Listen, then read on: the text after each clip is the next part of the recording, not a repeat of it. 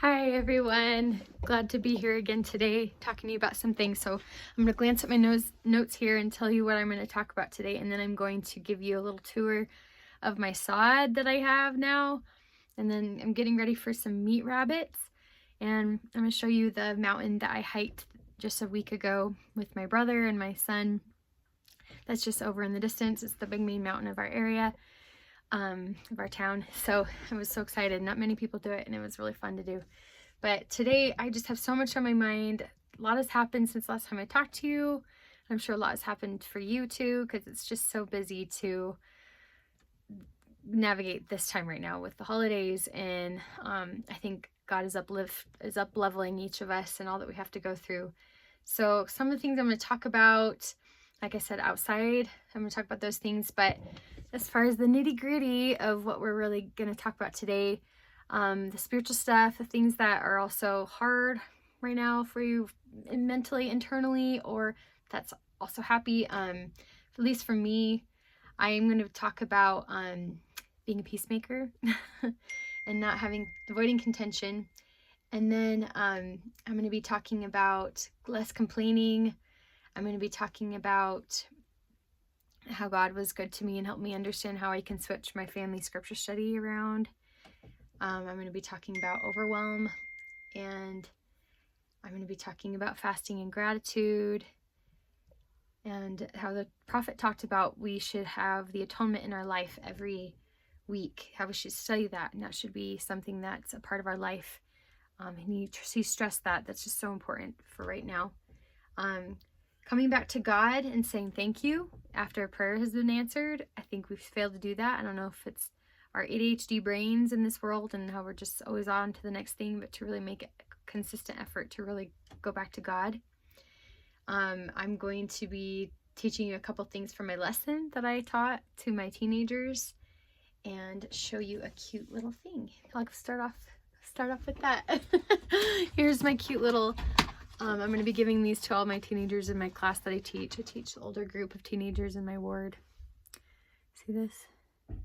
How do I go see it? Jesus loves you, it says. These cute little figurines. I just have a bunch of them. They're just adorable. Right? Look at all these. They'll come in these different colors, and there's a backpack of like 24 of them. And so I figured they'll love that, and that'll help them keep focus on Christ. So yeah, and I might talk about some more stuff that I just feel like I need to. So let's go and do that. Now, we got new sod about 4 weeks ago. And good seeing you, Emmett. Good job. At my house, here's my Christmas tree. Ta-da! There's the stockings. I would have loved to have a fireplace in this house, but I wasn't going to pay an extra $5,000 for it. It just wasn't going to happen. That was part of the upgrade. Here's Cassidy. Say hello. Now, coming outside is the sod. It's pretty exciting. Finally have sod. It was, 4 weeks ago. We got it delivered, and they all put it out, and they put it out so fast. Took like 90 minutes for them to just lay it all out there. So here's our big field. That's what we call it, the big football field. And it's been lovely to have. It keeps out the muck of all the going inside of our house, having all the muck. And with part of that, we wrapped around the whole house. So that was the goal, is to put a little bit of even grass on that outside, on this side and the other side, where I also was, so the kids could do one full circle of running if they wanted to, if they so please, or if my dog so pleases. Here's my chicken. She's the leader chicken. Her name's Daisy. And that's also another cool thing that now that I'm doing, is I am free ranging the chickens, and it's pretty fun. They are good chickens, but they do poop a lot, and I think we're going to put them somewhere else. I just don't think I can have this be a long-term thing where they are just pooping all over our porch, and I don't feel like really using it. So yeah, girls, that's just not very fun. heavy pooping everywhere. So they're about 15 of them running around out here, loving scratching around and getting more energy, hopefully popping out some eggs. I told them, you gotta pay rent, girls. It's time.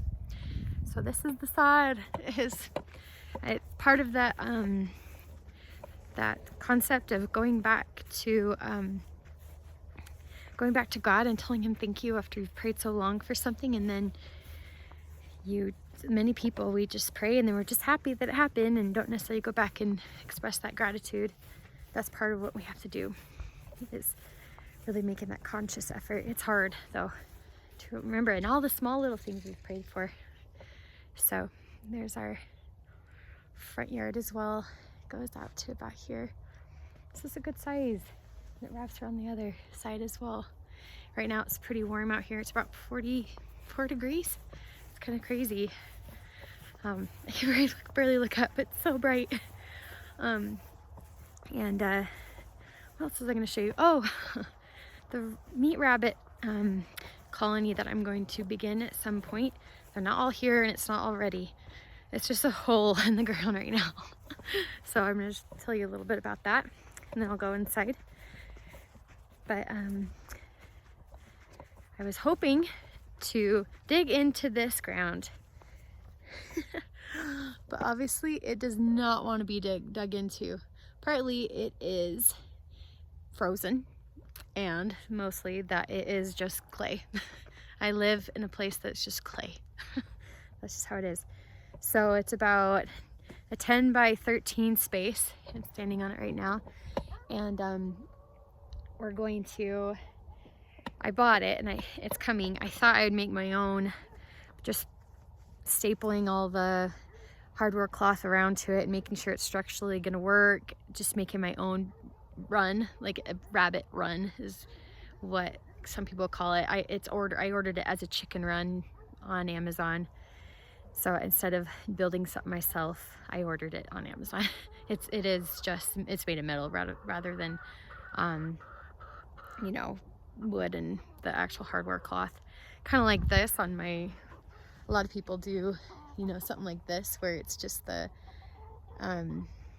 all perimeter part of it is just covered with the hardware cloth. The chickens, of course, chickens are just a tad smarter than bunnies. They'll kind of gravitate back to their coop, whereas bunnies, they just go away forever. They're not going to come back and know where their homing place is. And they all also are great for hawks in the area, so I have to make sure that these bunnies are going to be completely secure. And they also will burrow, which is another reason why I wanted this buried in more, so that I can put down. I did buy hardware cloth. Oh man, it's like $120 for 150 square feet. It's insane. And I think partly might be because it's IFA. IFA is just a little more expensive, but that's all where I can find it in the time I had. I couldn't find it at Cal Ranch. I couldn't find it at other places. So I bought it where I can find it. And yeah, it's going to be really fun it's kind of my new next thing. I thought to myself, and I think anyone that has this lifestyle, I'm only just new to it, that there's always one running project going on at a time. And these are more of the fun projects because it involves animals. And it will be so cool to have it be like something I actually get to eat, and that will be really fun. I can't catch her. So the reason being, though, I really do feel like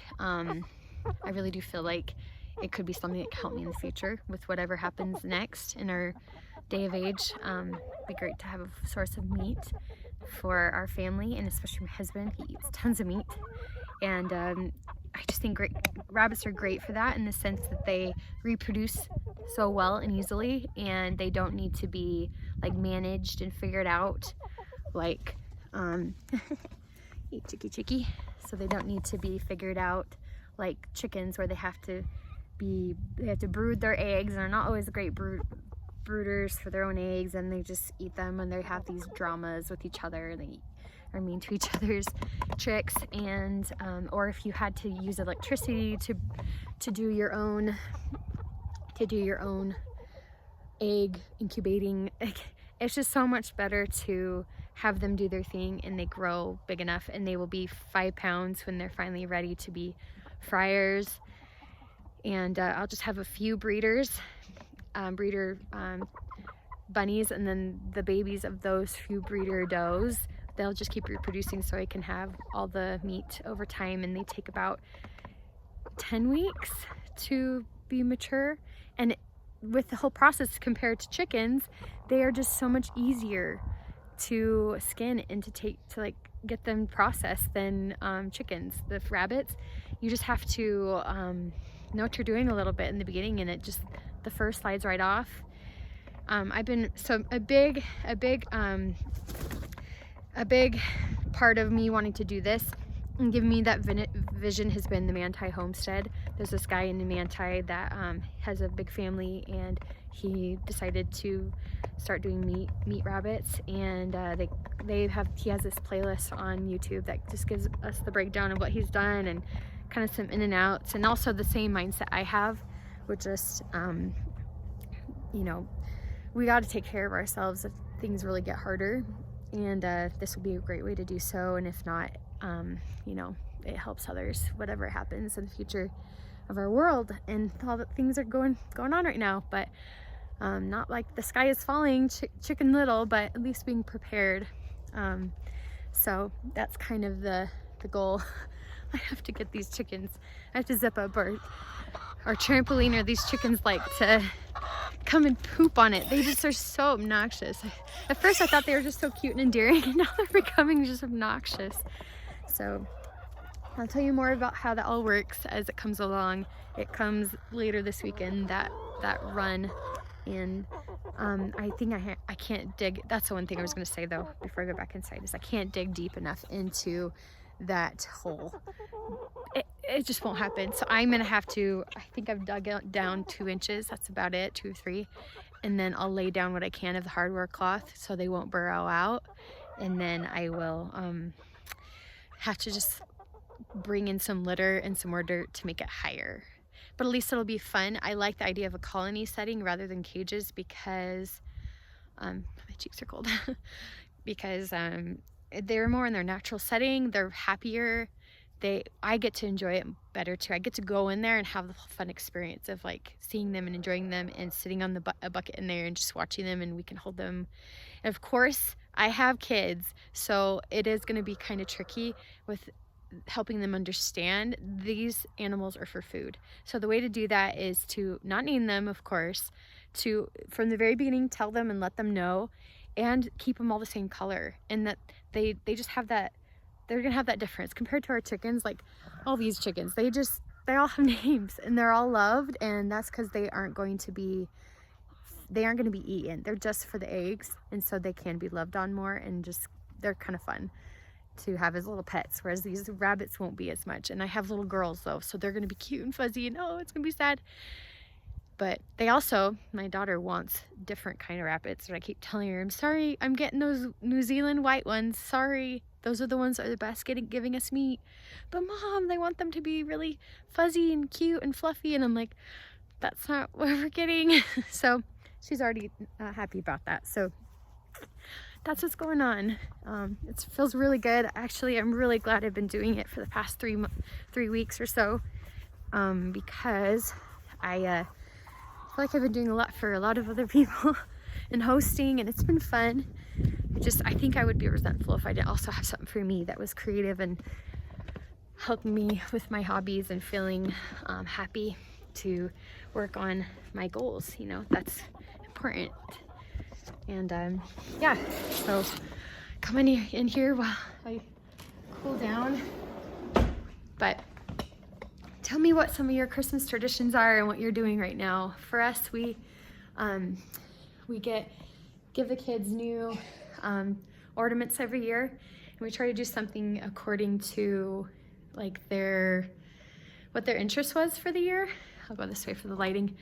And yeah, like one year my son was really into Minecraft, so we got a little creeper ornament. And my daughter really loves ice cream. We got her that. It's kind of harder sometimes with a little, like, they don't always have like their specific, they just like everything. My daughter really loves kittens, so we gave her that one year. I got a cheeseburger because cheeseburgers are one of my favorite foods. And then this year, and I just made them this morning, finally. Well, I finally put the photo in there. I had to figure out the photo and everything. So here's a picture of us in front of our house. And this is what I got at Hobby Lobby that says our first Christmas in our new home. So I figured we should have that ornament that shows us in our, here in our home for the first time. And then my daughter, she had her little kitty this year. So it's just fun. There's a lot of really fun ones. So tell me what you do for your traditions. We also, we're gonna go to the Handel's Messiah this Saturday or Sunday and do the sing-along. And we've never done it as a family. I've done it just a couple times in my life, honestly. For as musical as I am, I really have not gone to Messiah that much, but when I have, I thought, I love this music. And actually in conference and in the Christmas devotional, they are playing a lot more Handel's Messiah music. So I think there's something to that. There's something really spiritual about the music that I think we should pay attention to. And yeah, that's gonna be this Sunday, and we can be part of that sing-along and help my kids just understanding, you know, it's all about Christ, and that's all that oratorio is about. Handel, you know, created it a long, long time ago. And we like to pick see people too, and that's where we make something and we go drop it off at their door, and we just run. So that's what we're doing. So let me show you a little bit over here. I think that's it. I think, what else for my traditions? I don't know. I think our neighbor gifts, I mean, it's a little different than pixieing. So pixieing is, you know, where you surprise them, they don't even know who you are.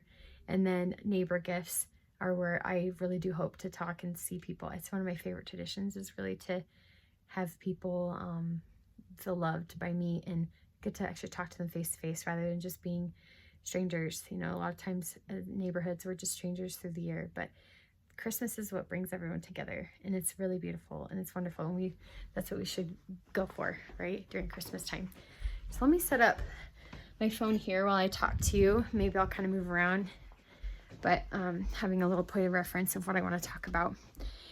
Let's start off with peacemaking, since this has been my biggest thing lately. With my kids, I didn't show you, underneath my Christmas tree in there, we each had these envelopes. Let me move my phone here. Sorry, you're getting just raw footage.